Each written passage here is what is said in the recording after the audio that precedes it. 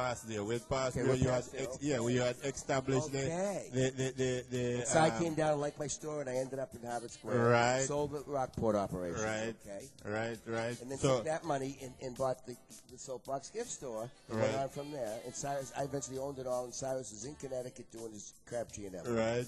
With Al. right. And we were at the point where I said, you should make a lot of money. You have over 3,001. 2001. 3,001 stores. A third owner though. I didn't own them outright. You were.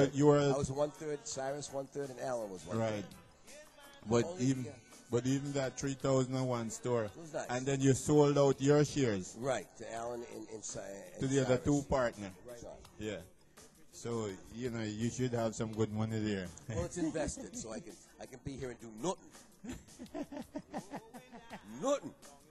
All right, Kenny. So tell us what happened after that now, because you now have money in your pocket. You're 36 years old. Tell us about the new life that you're gonna begin. Well, I had an airplane. I flew down. You bought an airplane? I had one. Yeah, I got. You had one license. before you sold the business. Yeah, and I went down to Peru and had a little kitchen down there. I had some chefs down there. You went to Peru. Yeah, Bolivia. And Bolivia. Yeah, man. Yeah.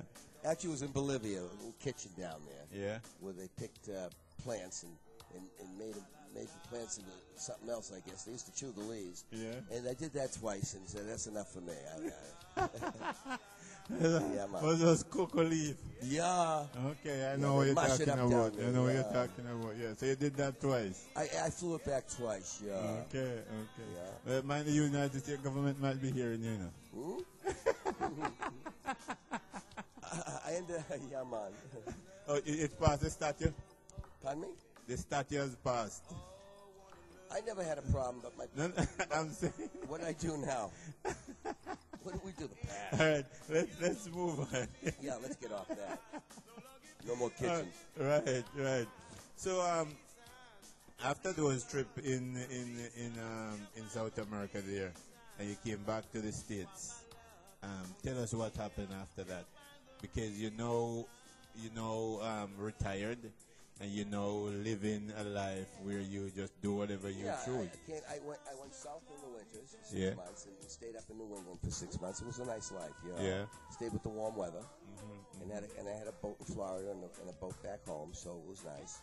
Yeah. I'd buy small boats like 16-foot jet boats in trailer up to New England. I'd use them all in Florida for 6 months, and then I'd trailer them up and sell them. All right. Since we touch on the plane that you had, just give us an idea what type of training you went to quickly.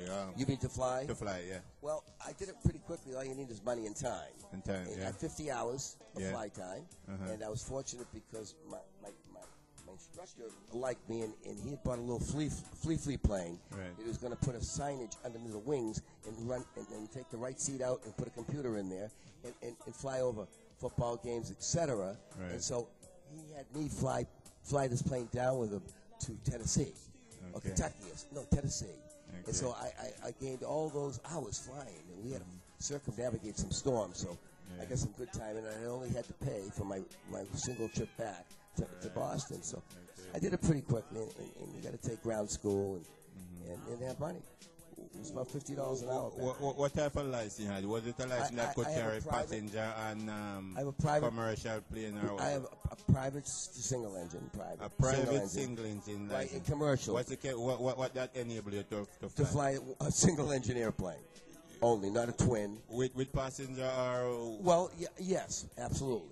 With as many passengers as it could hold. But I also had a commercial, and a commercial back then was just fly for hire. So I could fly someone. Okay, you could fly someone if they hire you to fly them somewhere. Right, but I wasn't a commercial like.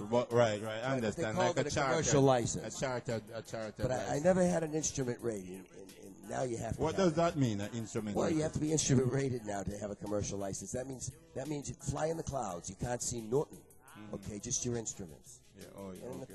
Small plane, so that means you'd have to be able to use the instrument. That's right. You'd be able to fly the plane. Not upside down, or right side up.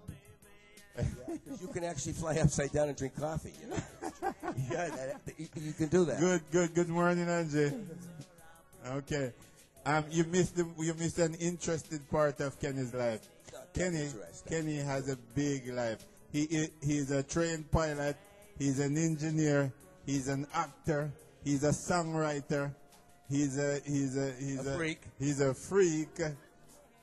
He's trained twice as a Navy SEAL or with the Navy SEAL, and he has gone on government missions. He has